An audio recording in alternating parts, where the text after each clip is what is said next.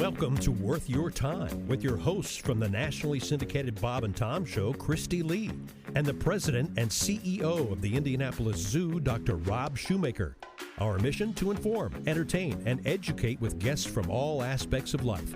We guarantee there isn't another podcast that features two hosts with such different backgrounds and discussions with remarkable people doing exceptional things.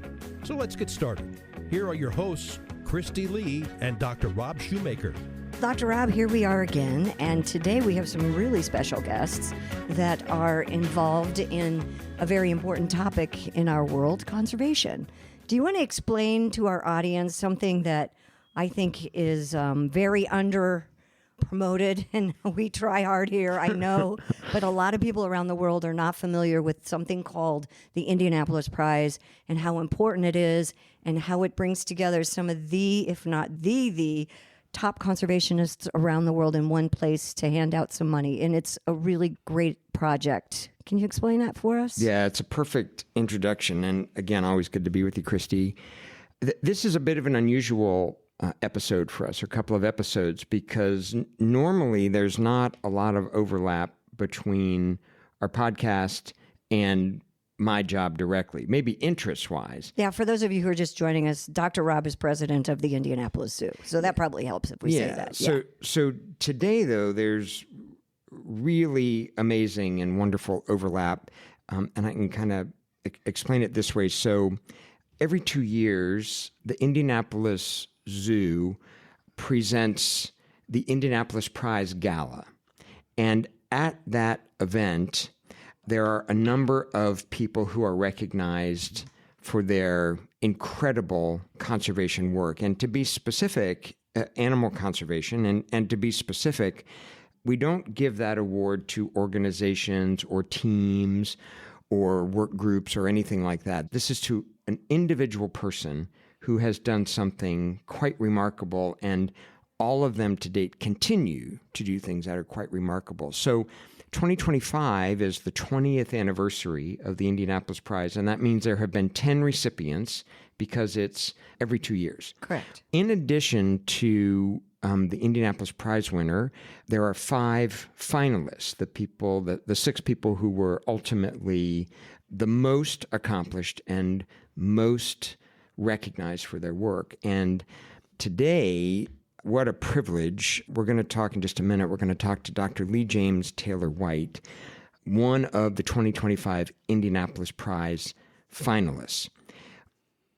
In addition to talking about his remarkable story and incredible work, we're so fortunate that his wife has traveled here with him, Dr. Catherine Abernathy, yes, and goes by Kate, who is also a remarkable conservationist and academic, and has her own history with the Indianapolis Prize because she, not this cycle, let's be clear, not this cycle, but in a previous cycle, she helped choose our Indianapolis Prize recipient and the finalists and so on, because we recruit every cycle a brand new group of conservation experts who vet the applications and choose their recipients and so on. So that is the occasion that brings both of them to us today, and it's just a privilege for me to have a chance to talk to both of them. It is, but right before we get to that, explain how much money is it? We give some money away. There's some money. So the winner of the Indianapolis Prize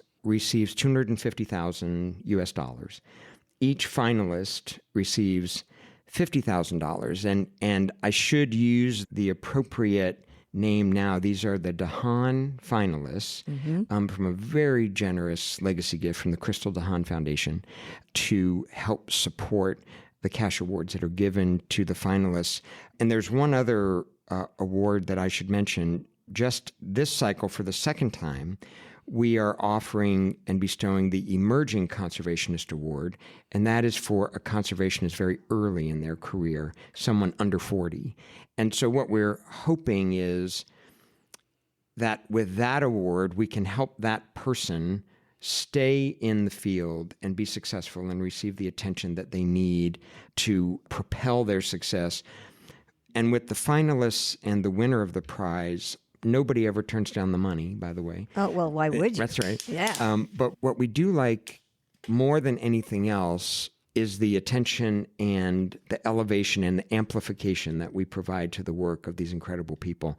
We receive in every cycle billions with a B, media impressions, coverages throughout the world. And back to your comment earlier, as you can tell, I'm extraordinarily proud of the Indianapolis Prize. And, as you should be. Well, and being able to shepherd it during my time as president CEO. But there is one thing I'm not so proud of, and that is that it's not really well known in Indianapolis. It is and that was why I said that's right, exactly. It is much better known outside of Indiana and, frankly, outside of the U.S. Hopefully we can fix that just a little bit. Yeah. But today, what a remarkable privilege, remarkable opportunity to talk to Dr. Lee James Taylor White. And if it's okay with him, I'll call him Lee from now on. Lee works just fine. There you go. And Catherine Abernathy, Dr. Abernathy, if I can call you Kate, that'll save us some syllables. Please. There we go. So you both have remarkable stories that I know will be of incredible interest. But Lee, can we start with the fact that you grew up in Uganda, although you were born in Manchester, correct? That's right, yeah. But grew up in Uganda. Mm-hmm. So how did that come to be? Parents.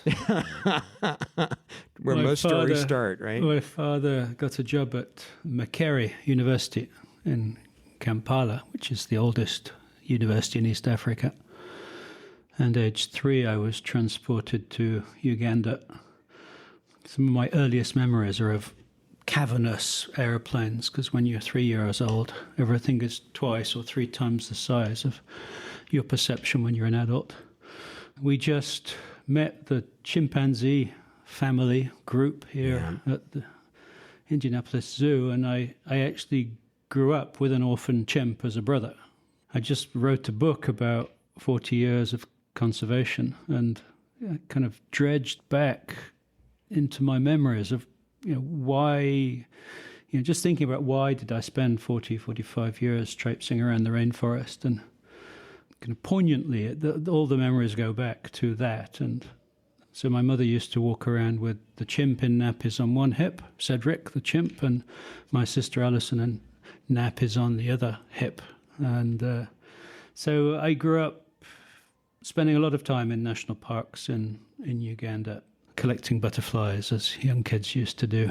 And was almost destined, I guess, to be in the rainforest fighting for the survival of all these incredible species that live in the African rainforest and are currently threatened by humans' capacity to destroy. We are, on this planet of the apes, we're the intelligent ape, in theory. Yeah. But as the intelligent ape, we have developed a destructive capacity that is out of proportion with nature. We're no longer a part of nature. We are now dominating nature. And so I've spent most of my life trying to chart a course towards a more sustainable, respectful relationship with nature and see if we can't harness that intelligence to actually preserve this planet. And the forests and the coral reefs and the wetlands, all of these ecosystems which are our life support service on the planet. We can't survive without these life support systems, and we're destroying more and more of them. I don't know much about Africa, I have to admit. I did not know there were rainforests in Africa. I thought they were all in South America. Well, there's this huge thing called the Congo Basin. Yeah, I had no idea, because you don't see that when you watch the nature shows. They show the dry plains and the zebras and running across the plains. You don't think rainforest, do you? Now, well, you do because you're. So when you he does. So he does. You guys do. But I'm just like a normal viewer. He don't. just gave us a chimpanzee medal, and Africa right. is home of the right. gorillas. It's home of the chimpanzees. It's home of the bonobos. So, then I see. I tried that three together. of our closest perfect. relatives in nature. So when you say the Congo Basin, I know that figures prominently in the work both of you have done. Can you offer some scale because it is remarkable. It's close to 1 million square miles of rainforest. It's a third the size of the Amazon, which is the biggest rainforest on our planet, but it's actually coping better with climate change than the Amazon rainforests. And so in terms of life support, it is the biggest terrestrial carbon sink, absorbing CO2 out of the atmosphere and storing it in forests. And it's the beating heart of the African continent. So it's pumping water actually all the way to the Mediterranean. The Congo Basin fills the Blue Nile, which takes water all the way to Egypt and irrigates the agriculture in Egypt. So the Congo Basin is absolutely critical to both people and wildlife on the African continent because it's pumping water, and it's you imagine a human body without its heart? Well, that's what the African continent would be without the Congo Basin. That's a great way of putting it. Perfect analogy. Yeah, exactly. So is it fair to say that if we're advancing to a lot of years here and jumping right to your professional life, so is it fair to say that you started first with an interest in rainforest conservation? Was it an ecosystem approach rather than a particular animal species, or how would you characterize that? No, I started thinking about big mammals, elephants, gorillas, chimps.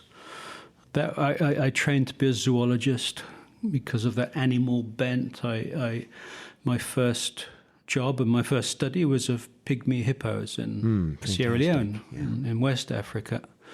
And then I moved into Nigeria and I did a lot of work on primates in Nigeria.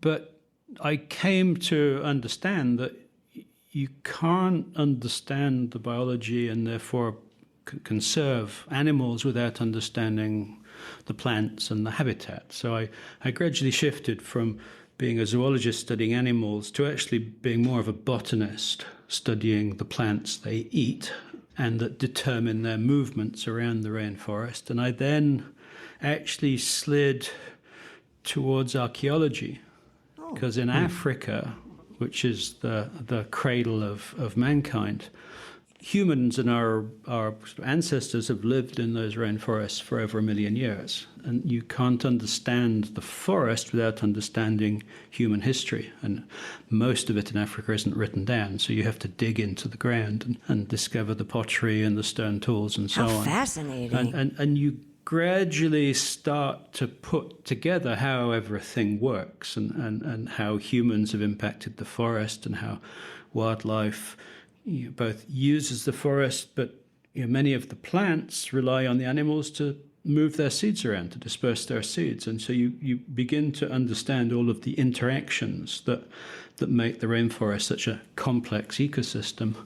And in a way, trying to understand all of that, thinking about, we've had ice ages, we've had climate change in the past, which has impacted the rainforests around the world. Thinking about how, looking into the past, you can then start thinking about predicting what might happen in the future. And so I went from animals to plants to basically to human history, and then I was sucked into conservation politics and eventually into politics, I guess you would say. So we're not talking politics today. It's been a journey, but as a conservationist, you don't spend much time worrying about the elephants and the gorillas and the lions, and the wildlife basically looks after itself unless human beings are shooting them or cutting their home down or giving them new diseases that they've never had in the past. And so conservation is about managing people, and it's about, therefore, politics, not party politics, but the politics of trying to shepherd human beings towards a more sustainable path, the politics of trying to get local people in Gabon to live alongside forest elephants, which are a critical part of the rainforest ecosystem in Africa, but are big scary things that come out and eat people's crops. And so you get what we call the human-elephant conflict. And so if you want to preserve elephants, which is what brought me to Indianapolis, you have to deal with the rural people living side by side with elephants, and you have to deal with the organized criminal gangs, the terrorists, in fact, that are massacring the elephants for their ivory. How do you do that?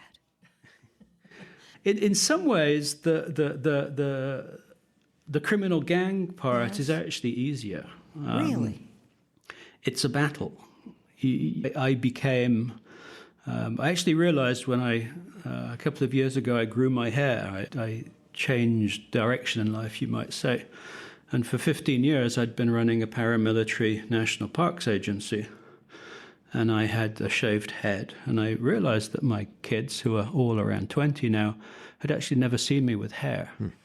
My mother used to complain that I had lovely curls, and why did you cut your curls off? So now I've grown my curls back again. They are lovely. But, thank you. But fighting anti-poaching is almost like going to war. Okay. Not with local villagers, not with subsistent hunters, but with the criminal gangs who are armed with arms of war, Kalashnikovs or other weapons, and are there to extract value from whatever it is. So in the Congo Basin, it tends to be ivory and gold. That's what they tend to be going for. And so you go to war against that. It can be dangerous, sure, but it's a relatively simple thing. Whereas dealing with rural subsistence farmers, sometimes you have to go into a village and their grandpa has been killed by an elephant. That sort of dealing with humans, human grief, human suffering, I find that much more of a challenge because you can't bring immediate solutions. The problem, the more successful you are preserving the elephants, the more of that human-elephant conflict you have to deal with. Yeah. And so what we've seen over the last 40 years in Gabon, in the last 40 years, we lost 90% of the forest elephants in Africa. Now, could I ask you to differentiate, because so many people are unaware that there's such a thing as a forest elephant compared to the savanna elephants. Can you explain that difference?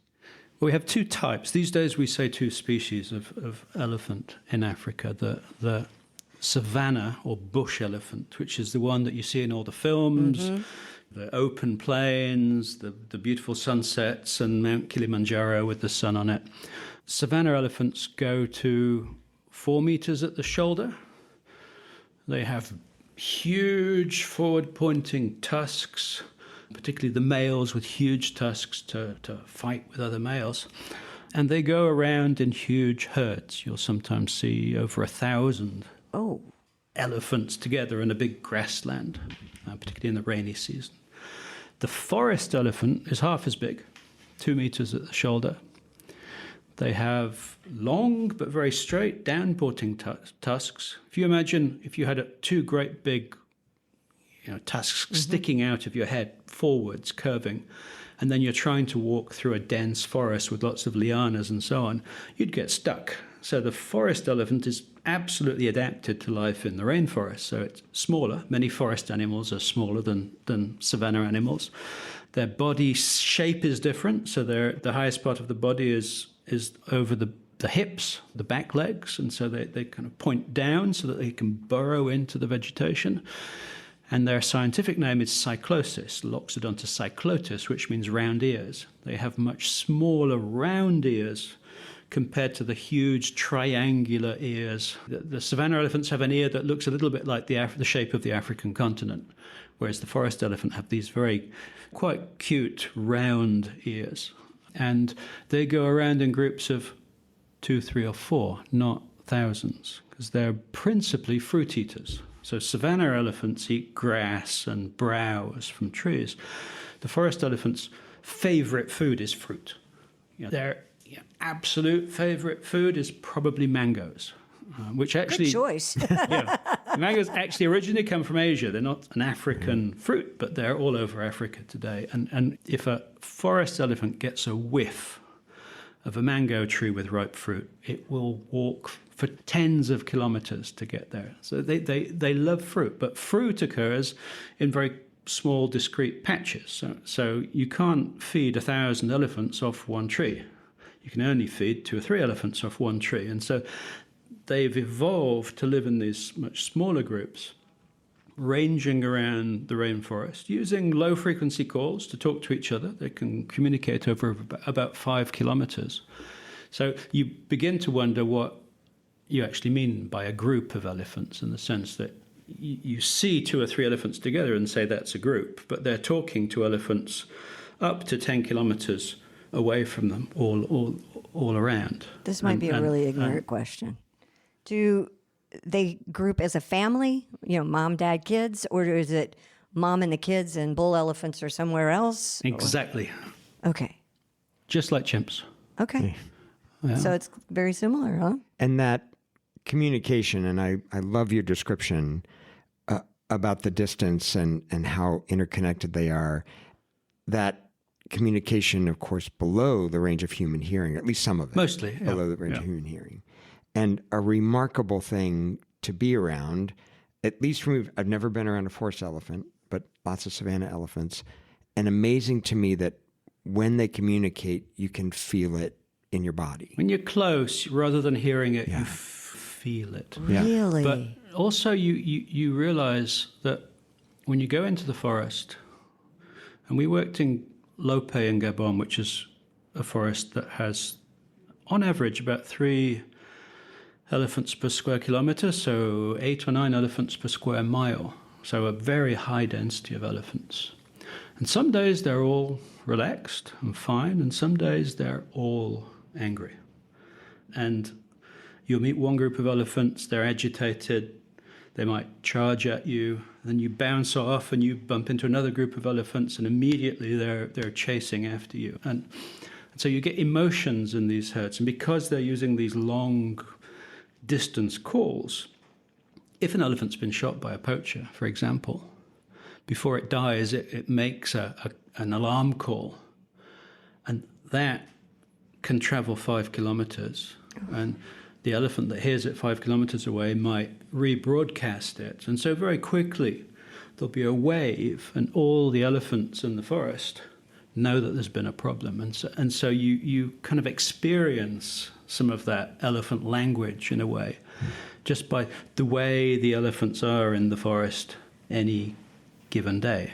Have the elephants, do they realize that poachers are humans, so they are angry at all humans? Yeah, definitely. That's amazing. So it's horrible, but amazing. I mean, wow. You never know when you meet an elephant what its life experience has been with humans. Yeah. Did it see its mother killed by a poacher, for example? Was it wounded in the past by a gunshot? And so every elephant encounter is different. Some are absolutely calm. We had one elephant we got to know really well called Billy, totally calm, beautiful, lovely elephant. He'd even, when there were angry elephants around, he'd even put himself in between humans and the angry elephants and calm the elephants down. But then other days, other elephants you meet, they will charge you on sight and literally sometimes even try and kill you. I almost lost Kate. 4 or 5 years ago, Kate wrestled with an elephant. Oh, no. Well, before you lose Kate, we should at least get... Yeah, we should get Kate to talk to you and tell us that story. But here's what I'm trying to figure out, because I couldn't find it anywhere. So you arrived in Gabon in 1993, is that correct? That's right, yeah. But I don't know, Lee, when you arrived and how you met. Was it in Gabon? No, it was in Edinburgh. I was beginning my Ph.D. and Lee was just about halfway through, nearly writing up. And as luck would have it, his office mate was my flatmate. So we ended up sort of meeting up at social things, parties and stuff. And she invited me to the west coast of Scotland, to a Scottish rainforest, to collect badger poop. That's romantic. I did, yeah. I've never heard of that on And a date. I knew she was the girl for me. I guess, yeah. I just thought it was useful at the time, actually. I was so great, someone to help. So you met in Scotland, and then did you go together to Gabon, or was that coincidental? Was the timing coincidental? No, Lee had a job. He sort of lined it up halfway, I think, came back to write his PhD, but had a job to go back to in Gabon, and I hadn't quite finished my PhD. So I went out in 93 to visit and was doing some drawing, just drawing for pleasure.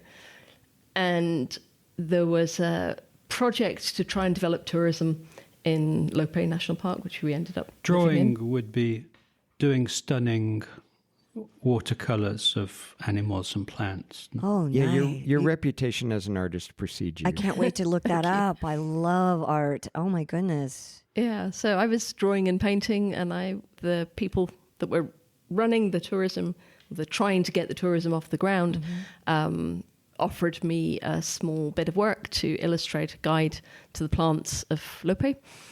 So I went back. National Park in Yeah, Gabon. it was the nature reserve at the Future time. National Park. Future National at Park. the time, yeah. And so I went back to do that. When I finished my PhD, I went out for a few months to do that, illustrating, and ended up staying there for 15 years in Lope National Park, and then another 15 years in Gabon, mostly living in Libreville when our kids needed to go to school and growing up. And an international expert on gorilla behavior and conservation, chimpanzee behavior and conservation. Fair enough, yes. Oh, no wonder you were so interested in the chimpanzee Mandrills. exhibit. Mandrills. Mandrills? Oh. Yeah, I ended up turning my hand to a few things while I was out there. If you would please explain to people what mandrills are, one of the most spectacular primates on the planet. Yes, mandrills are my personal favourite. Are they? Oh, absolutely, yeah. So they're a ground-dwelling monkey. They do climb trees, but they don't move in the trees like your apes would. They just go up, forage, and come down again. So they're about the size of a large dog, I suppose, but the female's much smaller than the males. And they have just amazing colours. The male's faces are white with red stripes and red brows and red noses and blue, kind of blue stripes within the white. And then their rumps are bright pink, purple and red, a real flash of colour with a white tail and white ears. So you really notice them. They are just spectacular. And I can't remember who it was, but I'm stealing the phrase entirely. Someone once described them to me as the males are a rainbow in front with a sunset behind.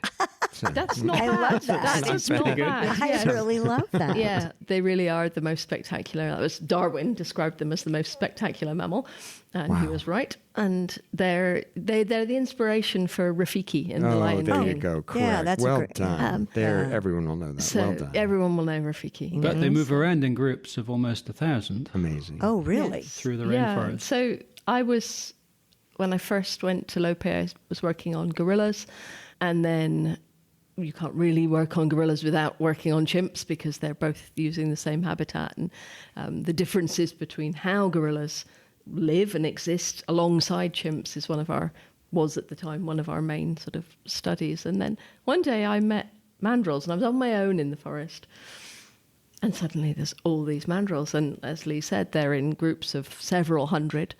The juveniles will come actively towards you and check you out and look at you and give little kind of which means, what are you? What's that?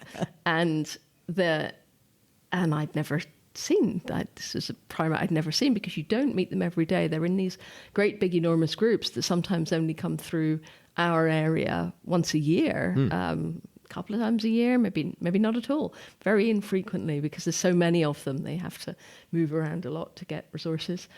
And so I'd never seen them. And I came back to the camp that evening. I was like, well, what was that? And, mandrills. I said, well, what do they do? I said, well, we don't really know. I was like, okay, I want to know what they do. I want to know why they do it and what's going on here. So I ended up studying mandrills for the last 20 years. 20 years, yeah. And sorry to intertwine professional and personal life, but at what point in this did you become a married couple? Actually, not very long ago. She test drove me for a couple of decades before she decided, a good biologist decided sure, Even smarter than we realized. Yeah. No, we've been a couple for about 30 years, but a married couple for only about the last 8. There you go. There you go.